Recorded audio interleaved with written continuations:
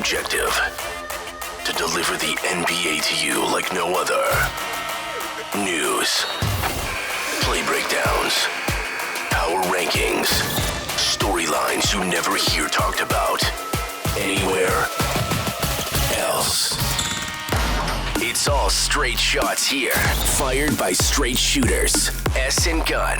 This is the Objective Basketball Podcast.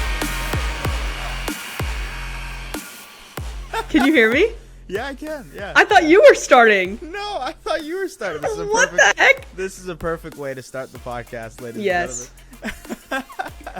Hello and welcome to the Objective Basketball Podcast, where we can't get on the same page 5 seconds in. Yeah, look, ladies and gentlemen, appreciate you guys tuning in and tapping into this basketball extravaganza podcast. It is the Objective Basketball Podcast. So we are trying to give you an objective opinion. Now, that is not always going to be the case. Maybe even rarely it'll be the case. But we hope that we can give you guys some really, really good information, some great content. Lauren herself, she can give herself a great introduction. Go for it. Do your thing. Yeah, well, I mean, I'm super excited to get this thing going. You and I have talked lots privately about, I mean, just over, I guess, even what, two years maybe now, since I've gotten to know you back in our locker room days. So yeah, I'm excited to kind of get going and really be talking about, you know, our takes, what we think will happen, maybe looking back at some point and being like, man, did I get that wrong?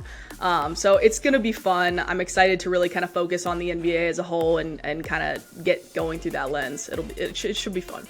If you don't see Lauren's little logo right now, she is a Mavericks person, a Luka Doncic fanatic, and you know, follower of the Mavericks. I'm currently not wearing the team I cover most prominently. I'm wearing a Cavaliers jersey, but our experience, obviously, with what Lauren said, we know each other since the locker room and Spotify Live days. We've jumped into each other's shows and talked about the NBA predominantly during trade season, so this will be a fun time to do it. But you know, Lauren herself, she's been credentialed. She's gone to Dallas Mavericks games. She's covered them very, very closely. So I'm really excited to get that perspective. And for the people who are joining on, you may know what I've done in the past NBA wise, but we're hoping to bring it to SDPN and hoping to bring you guys some great basketball information. And for those people who may not be totally interested in the basketball side of things or may have just like a casual perspective on the NBA, hopefully you can learn a couple things from us as well. So what we wanted to do for episode 1 is just broad questions, just, you know, very, very simple, very good questions heading into the second half of the season. We are now, for most NBA teams, we're at number 41, game number 41. Most teams are at like 40 or 41 games. That means there's 41 more left. We are halfway through this thing, and the trade deadline is approaching. January 15th, that day that everybody talks about where the majority of the league is trade eligible, is also approaching. And there's going to be some questions that needs to be answered, not only in this next month, but throughout the rest of the season. And me and Lauren decided to kind of keep it a surprise. So what we'll do is Lauren, you'll ask your question first, okay? We'll discuss and we'll go back and forth, okay? Because I feel like we'll have some overlap. We have to have some overlap. You have to think. Yeah. But let's get going. The first one, I think this is one I didn't think I'd be asking this question. I gotta say, I didn't think I'd be asking it. But what's next for the Minnesota Timberwolves? Yeah, that is a very good question. I mean, look, when you look at what the Timberwolves, well, first of all, I guess I'll let you go on this. Like, what do you think? Why would you be concerned right now if you're a Minnesota Timberwolves fan? I understand why, but why would you say that right now? Sure. I mean, I think going into this season, the big thing that everybody was kind of looking at Minnesota saying was, okay, we feel confident in you guys during the regular season. The product that you guys are going to be able to put out there, it seems to be, I don't want to say predictable, but everyone kind of had this expectation. And then they come into the season and it just does not look like they're on the same page.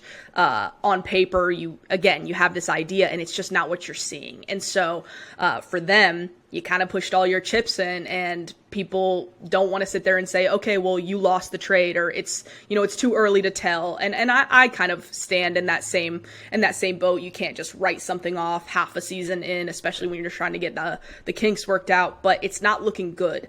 And when you have a $30 million expiring contract in D'Angelo Russell, you've got options. And so my question for you, what do you think that they should do about that? Or do you think that maybe they should just kind of stand pat? Well, they have some options. And just to kind of give you a kind of rundown of what's going on in Minnesota right now, they're 20-21. They are in 9th in the Western Conference. Prior to the season, they were probably projected to be a 50-plus win team. I don't know. I don't have the betting odds here right beside me, but they were projected to be a 50-plus win team. I think the Gobert deal was something that a lot of NBA pundits assumed would bring a level of stability to that team, especially at the defensive end, and that hasn't happened. They are, let's see what they are in defense right now. They're 14th on defense, and then they're 18th on offense. And I know they've missed Karl Anthony Towns for a month, but to be honest with you, they've kind of been playing better basketball in this month without him. I don't think that's an indictment on what Cat brings to the team. It's more just about roster construction and how Gobert and Cat fit together, and then how Anthony Edwards comes into play when you're considering those two big men. I'm not sure if there's any kind of big swing deal that they can do that can satisfy what this team needs right now. Obviously, the D'Angelo Russell thing is a situation. He is an expiring contract. He probably is looking for an extension. He's, I believe, $30 million off of the books. I can see a world where they look to move him, but at what cost, and what do you really get back that is tangibly going to help you this season? I'm not sure. And then you have other guys who are on expiring deals, Naz Reid, Jalen Noel, who are like very good rotation pieces for them, guys who have come in and contribute, especially Naz Reid, who I think with Karl Anthony Towns being out for a little bit has really expanded his role. And shown that he can take on more of a burden. So I don't know what the move is, but the biggest issue with Minnesota is that they lack playmakers. And they've asked Anthony Edwards, a young Anthony Edwards, to be this guy for them, and he's just not there yet. Will he get there at some point? I think he will. But it's at a point where they probably, to your point, put their eggs in the basket a little bit too early when it came to the Gobert trade. And to be honest with you, I don't think it's right to call it a failure yet. I think we do have to wait and see. But it's a good question to ask right now. And I'm kind of puzzled as to like where they go and if they're just willing to ride it out this season. Yeah, I think puzzled is the perfect word, because when you look at it right now, there's a million different directions that this situation could end up going. Like you said, Cat could come back or be fully healthy for an extended period of time. They could finally get things going. At some point, you could even ask yourself a coaching question. You could ask yourself, do we wait on Anthony Edwards? Do we look at something like a Mike Conley deal or like a Kyle Lowry deal, which I don't even know that those are the answers right now. Yeah. And so the thing with Minnesota is that I think it's just still too early to pull the trigger on going out and trying to make some sort of trade. I also think that there's a timeline in which you get to a point where it's like, okay, having a guy like Rudy Gobert to make Anthony Edwards life easier as opposed to making Karl Anthony Towns easier could potentially be a good formula. And maybe you look at Karl Anthony Towns being the one that's the biggest question in terms of trying to, I guess, shuffle the deck and just reset a little bit. And I think Minnesota, if you're a Minnesota fan, that's the last thing you want to think about right now. But I do think there's a timeline in which that does become a very real question. There's also a world where going back to us maybe sounding stupid, there's a world where none of this matters in like 4 weeks, and 100%. The Timberwolves, they've figured it out. They've coalesced, if you will. Karl Anthony Towns is maybe back from injury, and him being out, maybe that helped them figure out their depth and their rotation situation. But to your point, I think they're kind of, they're cap strapped. They are also in a situation where I don't know if they can make a big enough move right now to make them tangibly better this season. So they are in a wait and see. They are in a let's just evaluate and see what happens. Okay, I've got another question for you. Let's go. Okay. Does Joe Wieskamp change the ceiling of the Toronto Raptors? No. That is the last thing that but I will say, when I got that notification, I was like, okay. That's awesome. That is not my question, although I hope Joe Wieskamp 10-day contract gets a little bit of run in this next couple of weeks. Anyways, my question does have to do with the Raptors, though. Okay. The middle of the East seems to be just this kerfuffle, whatever you want to call it, this like combination of dysfunctional teams. And the question I have is, which one of those middling Eastern Conference teams pulls the trigger first to give up on the season, especially with, the lottery and Victor Wembanyama ahead and how the East is looking and how the top 5 looks. It would make sense for one of those teams to kind of be like, all right, we quit. We're done. This is not the season we're trying to compete in. The Bulls, they've won 3 in a row. They're 7-3, but Levine, there's reports consistently about him not being in the right place with management. They are a team that's in the play-in territory after being a playoff team last year. Does that mean that they are potentially buyers, or are they sellers? The Hawks are just a mess right now, even though they pulled out a win last night against the Clippers. They're 4-6 in their last 10, but they lose twice to the Lakers and the Pacers in that stretch. For a team that went semi all-in on the DeJounte Murray move, you got to wonder what the direction is. Couple that in with the fact that, hey, look at the Trae Young stuff and the Nate McMillan stuff that happened and them not really gelling well. I mean, they're 22nd in offense and they're 16th in defense. It doesn't seem like the trade-off for DeJounte Murray has paid off in a tangible way for them. And on top of that, their offense has suffered too because they gave up a ton of shooting in a Kevin Huerter. In like that really, really hurt what this team looked like offensively. So my question is, like, what the hell are they going to do? And then the Wizards are they're completely fine just being this middle of the pack team. And for all intents and purposes, it seems like they're okay with just being here and being ready to compete. But they do have interesting pieces like a Kyle Kuzma, maybe a Daniel Gafford to a lesser extent, Porzingis, who's on it expiring. And then you have the Toronto Raptors, who are struggling, to say the least. They, the expectations were high for them.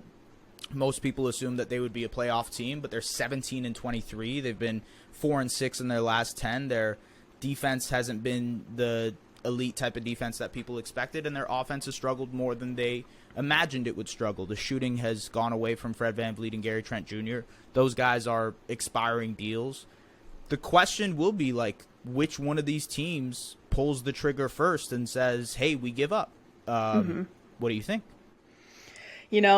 It's what's so fascinating to me about this is that you've got, I want to immediately touch on Atlanta and Chicago. To me, it's not even just about, we're underperforming. There's this organizational instability that you had mentioned, that is, when you have that problem, it is almost impossible to come back from that. And at least in my opinion, and to the point where it's like, it's only a matter of time until you do pull that trigger. So while I think Atlanta's, blow up, throw in the towel is going, and I do believe it will happen, I think it's going to be on a greater scale than, say, a Chicago or even a Toronto. So I kind of, as much as I think they could potentially have the biggest problem between, the Nate McMillan of it all, the Trae Young of it all, even the John Collins of it all, I hesitate to say them for that reason, because to me, I think you could get to a point where it's like, well, Trae Young has had enough. And what direction do you even tackle first there? So part of me leans Chicago because, again, you've got this, your guy that you chose to build around in Zach LaVine. He signed the contract, but to me, even though they're winning lately, that doesn't mean a whole lot to me. And that's just, when you have situations where there's organizational instability or just a disconnect between a star player and another star player, or a star player and a coach. I almost tweeted this out yesterday. I saw a Chicago fan account tweet a video of DeMar and Zach LaVine hugging after a game, and the caption was, "They're hugging again." And I was this close to responding and saying, this is eerily similar to when Mavs Twitter was counting the Porzingis and Luka high fives every single game. But I didn't want to rain on Chicago's parade, so I just deleted that one. But you probably should have rained on their parade a little bit. I don't see it. I don't see it. And shifting gears to Toronto a little bit before I come back to Chicago, because I do think Chicago is my answer.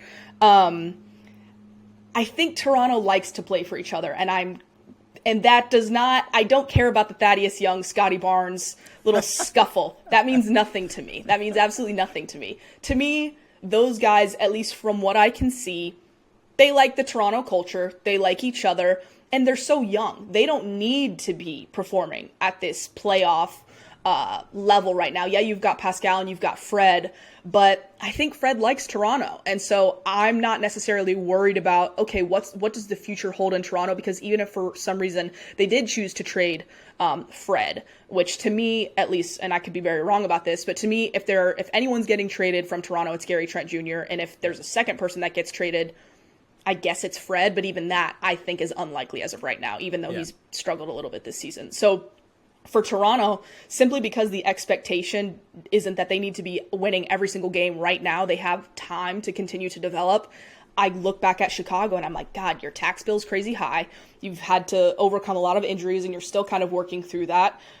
I actually think that and I've heard some things, that there's a little trouble underneath the surface between Vucevic and that whole situation. So I really don't have any faith in Chicago. Oh, he's gone. He's 100% leaving. He's gone. He's gone. And so I don't have a whole lot of faith in Chicago, and I'm selfishly pulling for Zach LaVine to want to come play with Luka. So we'll see. Well, okay, just to mention the Toronto front of things, I think out of the four teams that we've mentioned, they do have the most flexibility. They have all of their draft picks. Most of their players are under contract, at least the players that they want to keep, in a Siakam, in a Barnes, in an OG and an OB. And when it comes to Gary Trent Jr. and Fred VanVleet, I think, Raptors fans are obviously very adamant about getting a move and kind of getting things going with this roster. But I think that flexibility is something that is underrated, is that they have options. They have a plethora of options. And also, from what we've seen from the reports, the Mark Steins of the world, Tim Bontemps dropped a report today. The Raptors players are desired. There are tons of teams that would line up to get an OG and an Obi, to get a Pascal Siakam, and I think to a lesser extent maybe even go for a Fred VanVleet or Gary Trent Jr. If that happens, if it comes to fruition, we'll see ...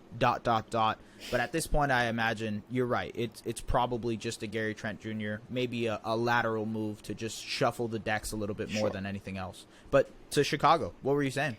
Just to kind of bring it up, by the way, Nikola Vucevic, free agent this summer. He's probably going to walk. They have Kobe White, who has, I believe, a team option, and he's probably, which is exercise. He's a free agent this summer. He's probably gone. And then you have Lonzo Ball on the books for 3 more seasons, and I mean, who knows what happens in that situation. You have DeMar DeRozan on the books for 2 more years, Zach LaVine on a massive deal, which he just signed, $37 million this year, $40 million the year after that, and then it goes 43, 45, and a player option for $48 million in 26-27. This is not a roster that is ready to be a championship contender. And they've kind of went all in on Vucevic, on DeRozan, on LaVine, and what they've landed at is a middle-of-the-pack team that can probably be frisky, can maybe make some kind of noise in the play-in, maybe take a first-round team, a playoff team, kind of like maybe force them to 5 or 6 games, 7 games, but that's it. That's the amalgamation of all the going in that they did on Zach LaVine. So what do you think they should even do? My God, it's hard because when you look at their team, it's like, okay, I am always anti-fire sale. I will always be anti-fire sale, but it just seems that that's the way the business works from time to time. Right. And I do think that there's a way to go about a semi-commitment to a fire sale, and I think that leaves you with Vucevic, Kobe White, like you mentioned. Those two, why not at least see what you can get for them? Because they're like you said, they're probably going to walk. And so I'm looking at those two. I do expect them to be moved. But then I kind of look at the DeMar DeRozan of it all. And so I'm sitting here looking at this and I'm like, okay, is DeMar the one? I mean, DeMar, he's solid. He's still showing that he can put up big numbers and impact winning basketball. And, well, maybe I should walk that statement back a little bit, just given their current situation. But I think most people would agree that he can play winning basketball and contribute to wins on your team, if he were to get moved. No, look, DeMar is probably being asked to do a little bit too much right now in Chicago, but putting him in a tertiary role, like I know a lot of people have brought up the Lakers of it all when it comes to DeMar DeRozan and those 2027 and 2029 picks. Maybe something around Vucevic and DeRozan to Los Angeles for those picks. Chicago can have a little bit of a reset and figure out what they can do in the future. But in a role where DeMar is next to a LeBron James and an Anthony Davis, he would thrive because he's not being asked to be your number one facilitator. He's not being asked to be your only playmaker. He can kind of play off of those guys, be a guy who can punch gaps, be a guy who can be your playmaker in transitional lineups and in bench units, and that way thrive. So I agree with you. I think he can still contribute to winning. It's just like what order he's in or what part of the totem pole he's at. So I agree. Exactly. And one thing that I think is so fascinating about Chicago is that we've seen they're not afraid to make big moves. They're not afraid to commit to something and really just lean into it. And so on one hand, I'm like, do they look to try and sell off these pieces and just restructure? Is that the way they want to go? Or if they even begin to go down that route, is Zach LaVine going to be like, no. And then at that point, you have a big problem on your hands. So part of me sits and looks at this and I'm like, hey, I mean, is Zach LaVine really, because to me, DeMar is a professional. You can get something for Vooch and Kobe White. Like that scenario has just worked its way to the end with each of those guys. So say you have DeMar and then you have a very deep roster. They're just not able to put the pieces together. So do you look to, again, try and reset around Zach and then wait until later on you've got maybe DeMar in his final year and then you look to move on from him then? To me, that is the timeline. That's the scenario that nets you the most return value if you're Chicago. It's a dark future, but you still have young guys. I mean, you've got AO, you've got even Dalen Terry, you've got Patrick Williams. They've got loads of young guys that are really exciting. And so unfortunately, I do think that they might be headed towards the kind of ultimate reset, starting with Zach LaVine. I wonder, and I guess this is more just about like looking back at last year, right? Because there was a lot of noise last year of, hey, what can they get for Patrick Williams and a first round pick?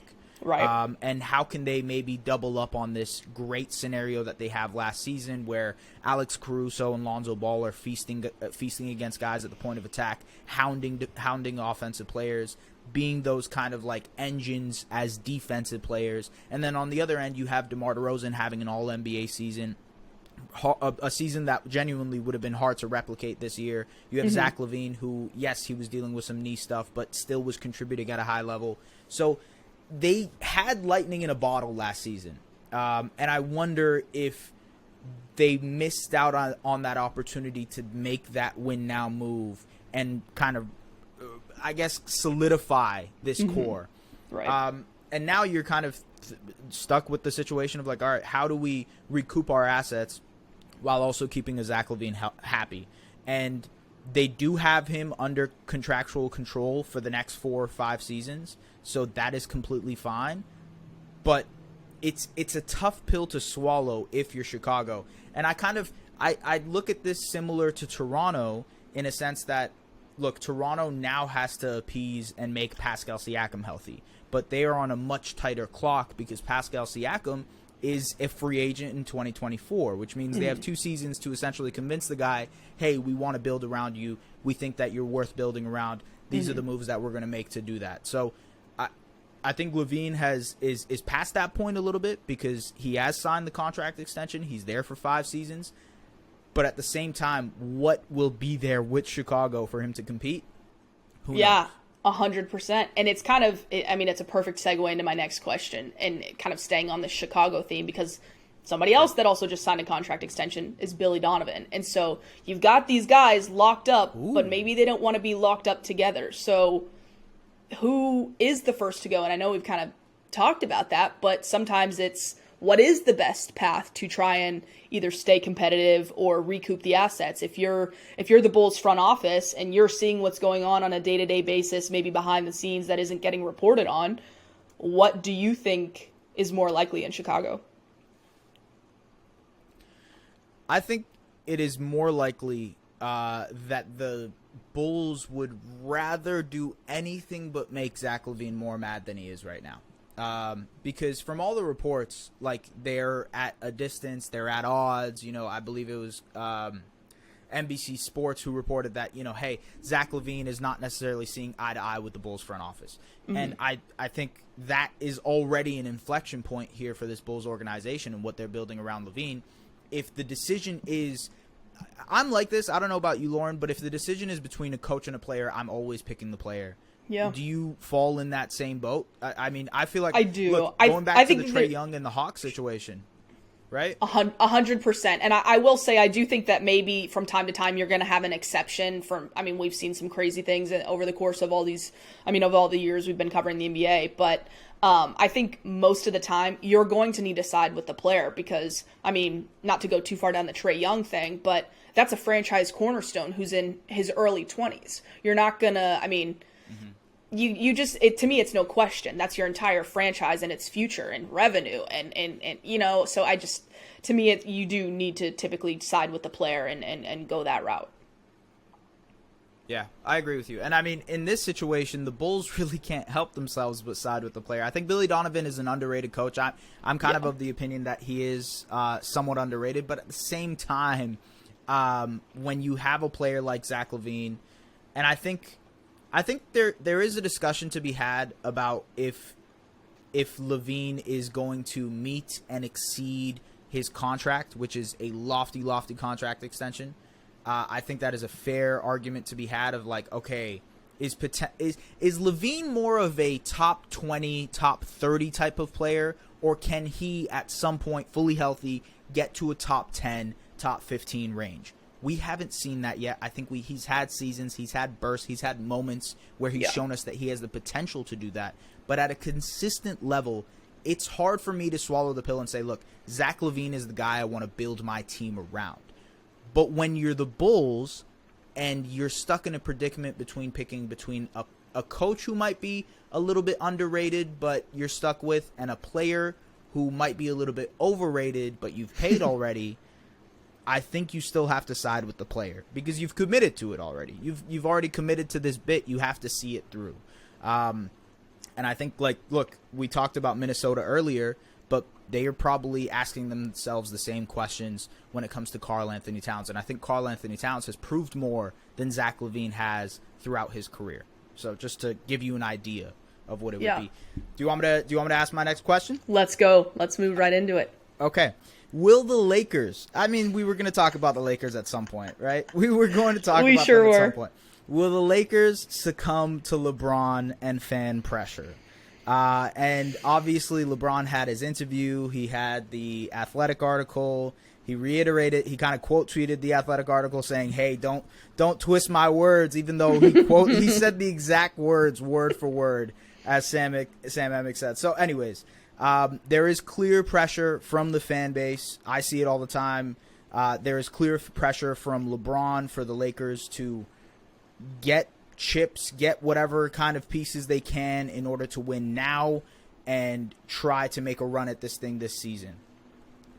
To kind of just like I don't even know what angle we want to start this off with, but just to kind of give you an amalgamation of how they look. They haven't done that bad this season over the last like month or so, and that's because Dennis Schroeder has played phenomenal basketball. LeBron James has played phenomenal basketball. He has looked like he's aging like fine wine. Thomas Bryant has contributed with Anthony Davis out. They obviously have their 2027 and 2029 first-round draft picks. Russell Westbrook's contract of $40+ million. People have mentioned the Beverly and Kendrick Nunn deal that has been floated around 1,000,001 times. They're 16th in offense, 21st on defense. And before Anthony Davis got hurt, this is the big thing. Before Anthony Davis got hurt, he was playing all NBA basketball. Probably some of the best basketball of his career. And if he can get back to that, obviously Adrian Wojnarowski reported it today that Anthony Davis is ramping up with the expectation of coming back this week. So if you get Davis back, you're on a little bit of a roll. You're 16-21, and now you're what I believe they're like. Let's see where they're at. They're 11th now, right? Hey, not too bad. they're 11th now. They've won 5 in a row. You could imagine teams like the Suns falling out of the play-in race because of them missing out on Devin Booker. The Utah Jazz are slowly kind of falling out of that race as well. So, hey, maybe you are a play-in team. And now that you're a play-in team with LeBron, with Anthony Davis, with some of your fringe pieces that you signed also playing above their value, is there an argument to be had that you should probably go all in? What's your answer? I think 100%. I don't even really think it's because what's so fascinating is that while on one hand you're like, well, why don't we just, there's the whole conversation, why don't we just wait and then get to the offseason and then we have 3 picks to trade? And like, that's all fine. But I'm not in that boat. And it's like you said, a big part of that is Anthony Davis. He gets all the flowers, all the praise, because that is if he doesn't have that kind of start to the season and sustain that level of play, I mean, maybe the conversation is a little bit different, but you have LeBron James and you're the Los Angeles Lakers. So it's not even just from a basketball perspective. There's an entire business aspect to it that if you aren't having that conversation, then you're not having the full conversation. And I mean, there are reports going out of, these executives think that LeBron might request it or demand a trade if the Lakers don't go all. I mean, and it's just like, okay, maybe. And then there was a report that maybe went out yesterday or this morning saying that the Kendrick Nunn, the Patrick Beverley, and the first was an overpay for Bogdanovich in Detroit, and right. I don't believe that. To me, I don't, that cannot possibly be true. That's my stance, because I just am like, if the Lakers had an opportunity to go out and make a deal right now, I think that they would do it, because it's a question of, do we want to keep LeBron happy and potentially put ourselves in a better position right now, as opposed to, especially when the West is wide open, as opposed to waiting for the future. And to me, yeah, you don't want to totally mortgage your future, but you have the biggest name in basketball and you're the Los Angeles Lakers. Yeah. It's not, so to me, this is not like, it's kind of interesting because it's somewhat of a similar conversation that we're talking about with the Bulls and the Timberwolves, more so the Bulls because it's a bigger market. But with the Lakers, I mean, we're talking about LeBron James here. And so you don't want to waste this kind of play from Anthony Davis, and you don't want to make LeBron James upset. And so to me, it's a why not. And so I don't see a world in which they go past the deadline and don't do anything. I really just want to see what kind of talks start heating up and kind of what direction that they want to go. Because is there a package out there that we haven't all talked about a million times that ends up being the one that they take? I do think that there's a possibility that that's the case. Above that a little bit, like, you can't waste a season where Anthony Davis is playing like this and 100%. Can potentially be healthy. You also can't waste the season of LeBron James because of the fact that, like, you really never know when it's going to be all over. It right. could happen next season. It could happen the year after that. He clearly has shown some signs of aging over the last couple of seasons, and who knows how that kind of accelerates as he gets older and older. Your window of opportunity is shrinking like this. And back to your point about it being a wide open Western Conference, if I'm the Lakers, I'm looking at the Denver Nuggets and I say, okay, cool. We've dealt with them before. We've had a conference finals game, a series against them, and we've handled that. Especially if our guys are fully healthy, I think we can trust ourselves to win. Memphis, they're a young team. We feel like our experience can probably outdo what they do. If we can get Anthony Davis fully healthy and LeBron is there and maybe sturdy up our defense, we can probably win a series against them as well. New Orleans is a tough team for this team to beat. I wouldn't lie about that. I think that's a bad matchup for them. But if you look at them and say, hey, maybe they're a young team, we can catch them. Okay, cool. We can compete with them in a playoff series as well. Dallas Mavericks, you probably assume, okay, with Luka, it's going to be a challenge. It's going to be a daunting series, but we like our chances because we think, hey, if LeBron and Anthony Davis are healthy, we might have the best player in the series at some point. Maybe, right? With the Kings, you say sure. The Golden State Warriors are probably the only team that makes me second guess myself on being like, I'm going to go all in, because they're a matchup nightmare for this Lakers team. Once Steph Curry comes back, which is going to happen very, very soon, you're probably thinking, I don't know if even if we were to make a move, if we can beat this team in a playoff series, because they have the experience, they have the players, they just won a championship. The guys that they trust are essentially ready to go in a Wiggins, in a Clay, in a Draymond, in a Poole, in a Steph, right? With us trying to acquire a bunch of pieces mid-season, can we galvanize quick enough in order to go out and compete against the Warriors team? And I think that's the only team that makes me second guess myself if I'm the Los Angeles Lakers and saying, hey, we got to win now move. I think that's not to disrespect any of the other teams I mentioned, by the way. This is not to disrespect any of the other teams I mentioned. I think the Nuggets have a great chance, the Grizzlies, Pelicans, Mavericks, whatever, right? But when you're looking at the Lakers and you have two guys who are at the tail end of their peaks, if you will, and two guys who at their peaks can be top 5 players, you have to go all in on that. What's out there, to your point, question mark. Who knows? Because people have thrown out the Miles Turner and Buddy Hield trade. I don't think that's a possibility anymore. I don't think that's either out there anymore. I think the Pacers want to compete. I think they want to try to win, so there's no reason for them to make that trade. The Bogdanovich deal is probably out there. It's probably something that can happen, but does that help you enough is the big question here. I think it's a deal that's kind of a no-brainer for the Lakers, other than the fact of like, hey, is it enough for us to compete? And what else is out there? I mean, we'll see in the next couple of weeks. What's your other question? Talk to me. You know, it's funny because my next question was word for word, what is the right path for the Lakers to pursue? And so I think we could tweak it a little bit, and I kind of want to get your thoughts on, without maybe a specific package or a specific player, what maybe player prototype do you think that they should look at in terms of entertaining, okay, yeah, that is enough. That is enough to get us where we want to go. And is that guy, is he out there maybe? Yeah, I think if you look at what Dennis Schroeder has brought to this team, if you look at what Russell Westbrook has brought to this team, is a clear need for other ball handling outside of LeBron James. I think they've completed their task in that sense, that they are an extra ball handler on the court with a guy like LeBron who can create off the dribble, who can create for others. Schroeder has shot the ball really, really well over the last month, so that's a plus as well. The Lakers, they're a little bit up compared to what they were at the start of the season. I believe they're now 24th in three-point shooting, and they were dead last to start the season, which is a bit of an improvement. We imagine some kind of regression, positive regression, if you will. But I think the main thing the Lakers need is just size, depth, and more shooting. I think if there was a way for them to get multiple players in a package, that would be the way to go, is because you need a better, more refined rotation. I like the fact that Schroeder is on this team. I think Russell Westbrook brings something that is vital to what this current Lakers team looks like.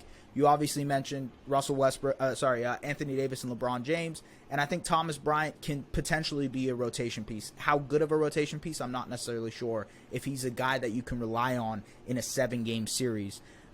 So you need guys. More than anything, I just think they need players that you can trust in a playoff series. That's why, going back to, and I know this isn't really possible, again, we just mentioned it, but the reason a Miles Turner and Buddy Hield trade makes so much sense for that team is because those are two guys who can be thrown into a rotation and contribute right away.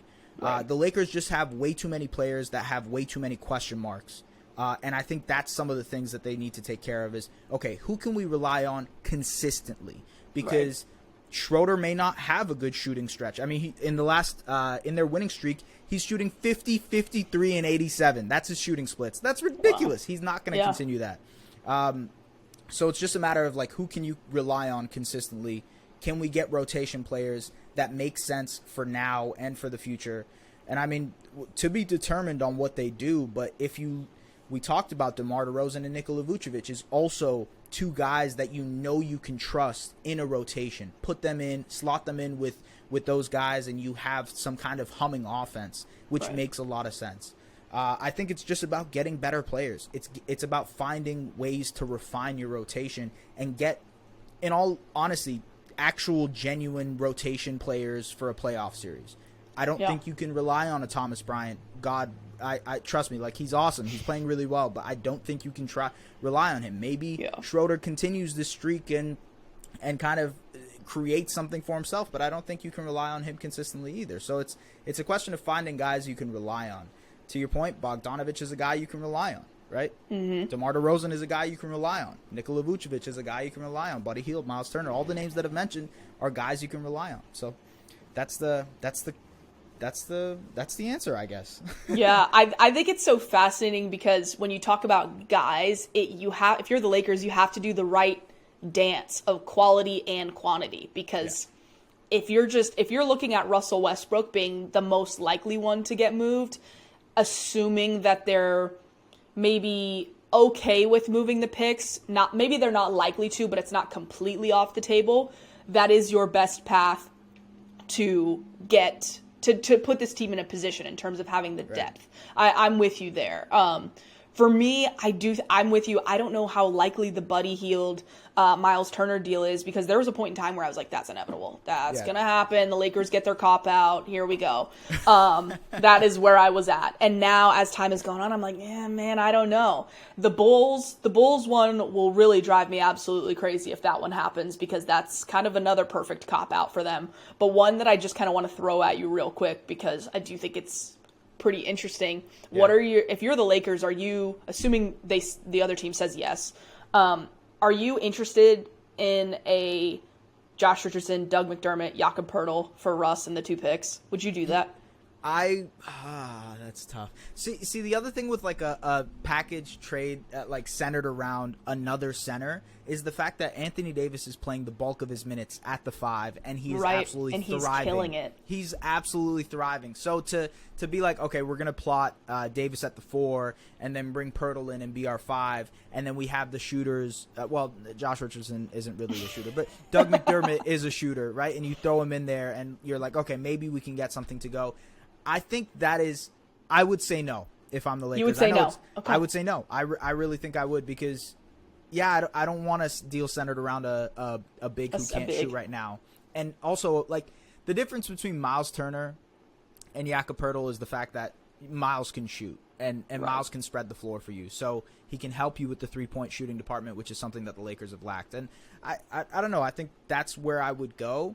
I might sound crazy. Maybe Lakers fans are like, hey, what the hell is wrong with you? I would take Poeltl in a heartbeat, but I don't think I would do it. I really don't think I would do it. Yeah. Yeah. I mean, I'm kind of with you. It's if you're going to get a big, it's got to be the right big, which is why I think, and to me, the Spurs package is kind of on the, no disrespect to the Spurs, because I think that those are solid rotation players. But I think in terms of fit, that's probably on the tail end in terms of being the least desirable. And so I just, on one hand, I'm like, if you're the Lakers, would you rather take that over nothing? And I personally, as of right now, I don't think that they would, even though I just got done saying they absolutely need to go all in. As of right now, I do think that there's a pretty high value on those 2027 and 2029 picks.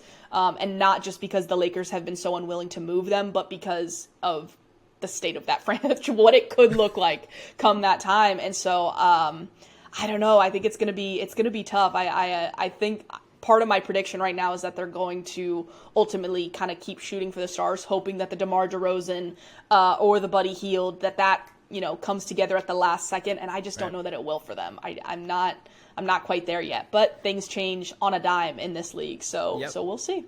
Yeah, I feel like this is such a we didn't want to do trade stuff too much, but we just like all our questions are naturally like very, very trade oriented. Okay, I'll throw another question out at you.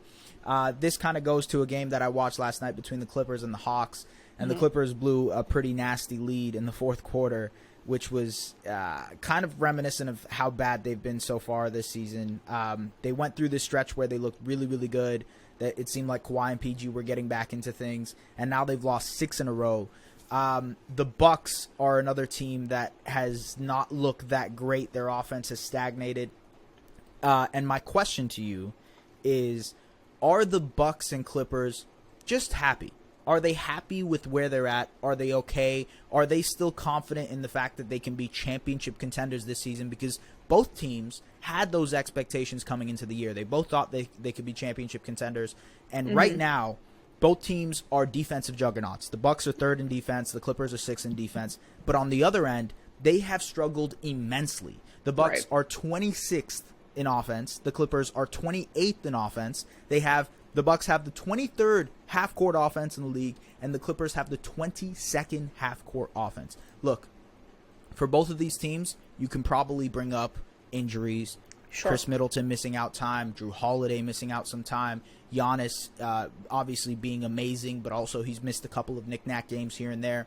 With the Clippers, the injury stuff is very, very clear. Kawhi Leonard wasn't ready to go to start the season. Him and Paul George are still resting back-to-backs, et cetera, et cetera.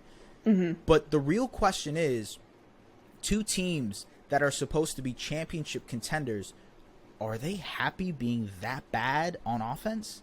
And what are their options here to maybe try and improve that?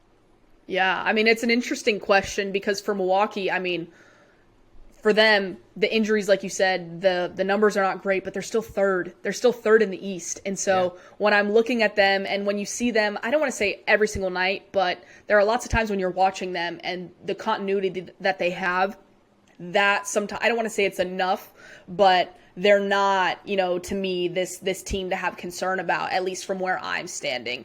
The Clippers, I don't want to say that they are concerning, even though, they're kind of middle of the pack, like you said, for all the reasons with the injuries. To me, I think short answer, they are both happy because to me, if I had to guess, or based on what I've seen and what I've read, I think the internal confidence is still, hey, everybody's healthy, or the things that, let me phrase it by saying the things that are out of their control, if they were in their control or everything was going well, I think that they would be performing at the level that they think that they're capable of and believe that they're capable of. Mm-hmm. So from that regard, I think a lot of it is out of their control, and I don't know that they need to be making any moves, at least right now, because they still have time, at least in my opinion. I think for the Bucks, let's say, starting there, going into this season, it was, okay, their tradable contracts are Grayson Allen and Brook Lopez, and then Brook Lopez has been phenomenal for them, and then you've got Grayson Allen, who, are they going to trade that? Are they not? We'll see. And he's become important for them. Like he has a good rotation had that game winner. Yeah, I mean he has been a big part of their team, and so for them, that's kind of why I say they don't have to, because they're still performing well, and if they needed to later, they could trade Grayson Allen in another season. Brook Lopez is on that expiring deal, I believe, but I think there's a decent chance that he returns. So for the Bucks, I'm not as concerned about them. For the Clippers, I guess you could say I'm slightly more concerned about them, but I do still think that they're happy. I think they like Ty Lue. I think they like the group that they have. I just don't think that. I think the factors that are out of their control are kind of impacting more so. And not just the numbers aspect of it. I think the numbers is just a consequence of a lack of continuity. And again, the lack of continuity is availability, comes down to availability. So I think that they're happy, and I think that they kind of, I hate to say it, but will trust the process and kind of just be patient with it. Because I do think that ultimately the Clippers, their time will come. I just don't, maybe it's not right now. Maybe they don't have enough time to kind of put the pieces together to get everyone consistently healthy and then to make it all happen come playoff time. I'm kind of 50-50 on them right now. I think the reason I even bring up this question is because age is a factor with both of these teams. I think Giannis is going to be great, and he has a long runway. You don't have to worry about him. But Chris Middleton is getting older. Drew Holiday is getting older. Brook Lopez is getting older.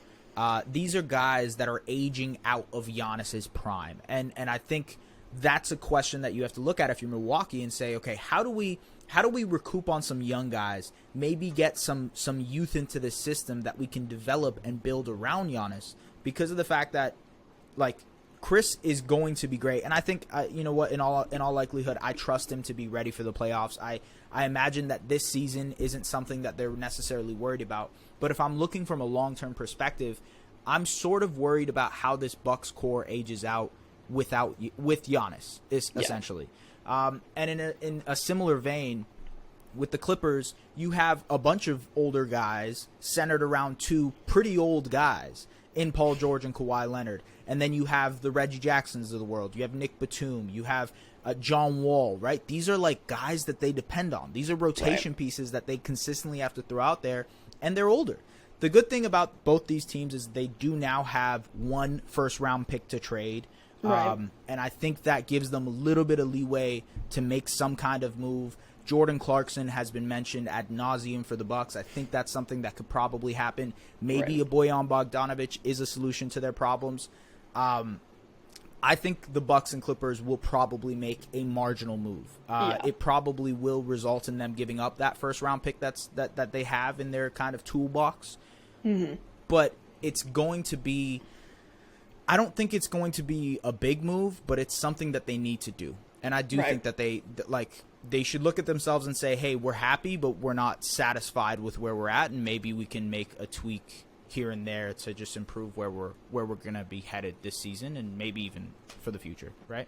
Yeah, I could definitely see the Clippers. I mean, I can see both teams doing it. It's also one of those things where, at least from where I'm at right now, I could see the deadline coming and going and being like, that right pack, I mean, we only do have one first to trade, and that right package, it just wasn't there. Or maybe the price was too high. I think if you're the Clippers and you're like, oh, we have an opportunity to move off of Luke Kennard and use that first round pick to both move off the contract and get someone that's maybe a better fit, that kind of maybe addresses a little bit more of a need, then yeah, maybe they do pull that trigger.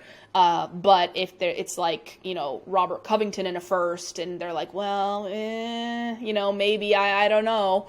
Well, then maybe something doesn't happen. I think the Bucks, I'd probably lean, even though they're third, like I just said, I still think that they could potentially be more likely to pull the trigger on a move. But just especially because they're getting linked to so many names. So it's almost, I wouldn't be surprised if they do, wouldn't be surprised if they don't. But I do think that that both teams, despite having, big tax bills and competing or being in a place where they want to compete for a championship, I do still think that they both have moves to make. So hopefully, they're not outbidding teams like the Mavericks that really do need to make a move. Okay. Do you have another question, or is it? I do. Yes, I do. So brings me to my next question with the Mavs. You knew it was coming. Talk to me. Does Dallas need to get Luka help now?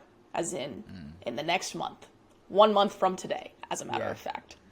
Well, I would love to know what you think about that. But I will say, when you have a player like this, when you have a guy who is already reaching MVP status, top 5 player status, it is in your best interest to at least try and win now, and try and show that you are going to be invested in this future. You're ready to kind of go all in. You're ready to move pieces if necessary to get this done. Mm-hmm. When it comes to the Mavericks, though, I think they don't have the luxury of having all of their assets. I don't think they have the luxury of having, maybe a young piece or a young guy that they can package together with something else to move. We can talk about the Christian Wood situation, and maybe there's a contract extension happening there. Who knows? But I think the big thing with the Mavericks is similar, but not in the same vein as the Minnesota Timberwolves, where they don't have a lot of flexibility with what they can do. And because of that lack of flexibility, it makes it much harder to make those win now moves. I imagine something around the margins could help. I think something, Mark Stein reported yesterday that the Cavaliers are interested in Tim Hardaway Jr. It might be a Karis LeVert for Tim Hardaway Jr. swap, but I think that is pretty much as lateral of a move as you could think of. Hardaway and Karis LeVert, besides a couple of playmaking differences, are virtually in the same tier of player. So I don't necessarily know if there is a win now move, but maybe this summer, when the picks start opening up a little bit more, when you have access to more picks, and maybe that helps you guys out. But I think the bigger issue here is that, like, there are no young pieces. There are no, like, guys you can kind of attach to those picks to go for, you mentioned it earlier, a Zach LaVine type. Or, I don't know who the player is even out there that they could go and get, but it's just hard for me to visualize them having the assets to compete with other teams that can go and win now as well. Right. So, I mean, with where I'm at right now, I do think that, yes, they need to be looking at all their options right now and seeing who's available and what teams might be interested in, a 2027 first round pick from Dallas and just seeing where that could potentially get them, or I should say what it could get them. I'm fascinated. It's interesting because the Pacers, I continue to look at the Pacers and I'm like, what are they doing? Are they competing? Are they not competing? Who's the future? Miles Turner doesn't want to extend his contract. He doesn't like the number. What is happening there? And so that's a situation I monitor closely, because while I don't think that there's necessarily a done deal 100% trade that Dallas could make right now that's going to take them where they want to go, I do think that there are moves that they could make that could help them better lay out their future from a financial perspective. And if they do go out and maybe trade this, there was a report that Detroit was going, if they're going to trade Bojan Bogdanovic, if they were to trade him to Dallas, they would want the 2027 first round pick in return, which makes perfect sense. And so if you're Dallas, I mean, that's something I think that you look at. Is that 100% true? Do they then want Reggie Bullock or someone that's a key rotational piece for Dallas right now? And if so, is that too much for you? But for Dallas, I think getting off maybe some of these longer term contracts, personally, I have no interest in doing the Karis LeVert for Tim Hardaway Jr. swap, but that's just my personal opinion. Even though the contracts are what they are, that's just where I'm at on that issue. But I do think that there are, from a player and talent right now perspective, there are swaps that you could make, and even deals that you could do in terms of moving multiple contracts for even a bigger contract to help you structure your books in a way that you have primarily short-term contracts on them, so to where that go for it. Yeah, so that you can go for it, so that you can reassess if you have to, without finding yourself in a position where you have to then attach draft assets once again just to restructure. And I think that will be the key for them.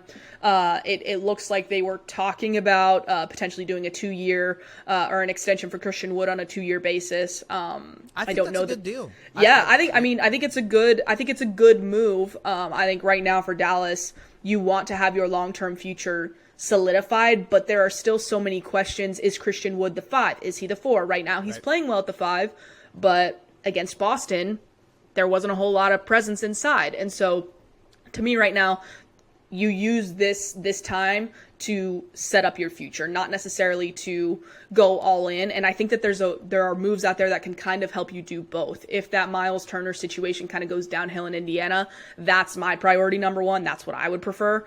But if you want to stay and hold on to all the picks and just wait for Spencer Dinwiddie to be in his final year, Reggie Bullock to be in his final year, Josh Green to continue developing, Maxey be healthy and on his team-friendly contract. I mean, they have options if they want to wait, but I think I would be pretty disappointed if the trade deadline comes and goes and they're not involved in any deal. That would disappoint me, because I absolutely think that there are moves to make, even if at the surface or across the league, they might seem pretty underwhelming. Taking on contracts that might be not as appetizing but might look better once they start playing next to Luka is a strategy that I would implore if I'm the Mavericks. I think they 100%. sort of did that last year with Dinwiddie and Bertans. I think immediately when that trade happened, I'm like, oh my God, what are the Mavericks doing? What is wrong with them? And but it sort of played out well. I think Bertans played decently, and Dinwiddie has played pretty well this season. He's kind of played off Luka pretty well. I think he's upped his value a little bit compared to what he was in Washington when he looked like a shell of himself.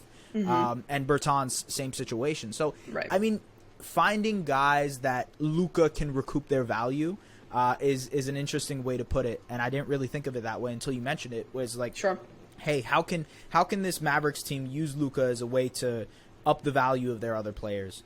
And I think that's an interesting way to look at it. I had a question about the Warriors, but I'm going to skip that because I think it's a boring question compared to this final bonus question I have for you, okay? Let's go. By the way, do you have any lingering questions before I finish off with this question? No, go for it. You're done? Okay, so look.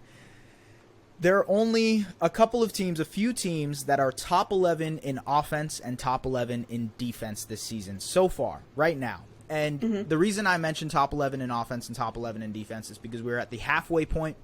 The halfway point is a good indicator to see where everybody is at, essentially. and top 11 offense and top 11 defense is because the majority of NBA champions have had both things, a top 11 offense and a top 11 defense. If you go through history, you can do the research yourself if you'd like to. Maybe we'll do a podcast on it someday. It doesn't matter. But these are the teams right now, okay? The Boston Celtics, the Brooklyn Nets, the New Orleans Pelicans, the New York Knicks. I knew you were going to say it. The Cleveland Cavaliers, and the Memphis Grizzlies. Other than laughing off the Knicks option and maybe smirking at the Cavaliers and Nets option, who do you think your title favorite is right now from that list of teams that I mentioned? From that list, it's got to be Boston. At least, I mean, to me, Boston, I hate to say it, but Boston is sort of the easy answer for me, which is almost like one of those in-your-face obvious things that it's like, okay, well, maybe I shouldn't go that route. But I just think that they have a perfect formula that they're putting out there right now. And so I do lean Boston, but if, for I guess listeners' sake, if they don't want to hear the easy answer, I'm going to go New Orleans. I really am. Oh, the Western oh, wow, I didn't think that. I did not expect that. See, if I thought the Western Conference team you'd pick would be Memphis. Nope. That is interesting to me. Okay, I'm a believer. I like it. Look, if we were gonna go with the easy answer, I agree with you. It's Boston. They have been, if there was a favorite in the NBA right now, and I don't think there necessarily is. I think this is the most wide open the NBA has ever been. Mm-hmm. But I probably would label the Celtics as the favorites to win the title.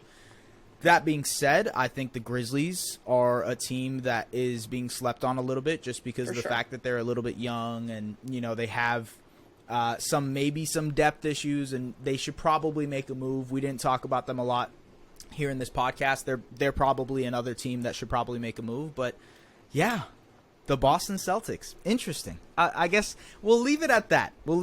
Folks.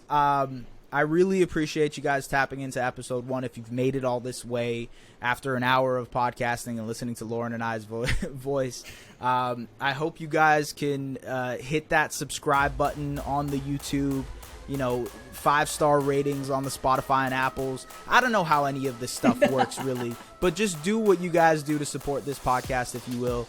Lauren and I are super excited to kind of bring this to you guys. We're going to be doing it twice a week. And, hopefully it joins your podcast rotation. Follow hosts at Just S Baraheni on all socials and at The Lauren Gunn on Twitter. The Objective Basketball Podcast, delivering the NBA to you like no other.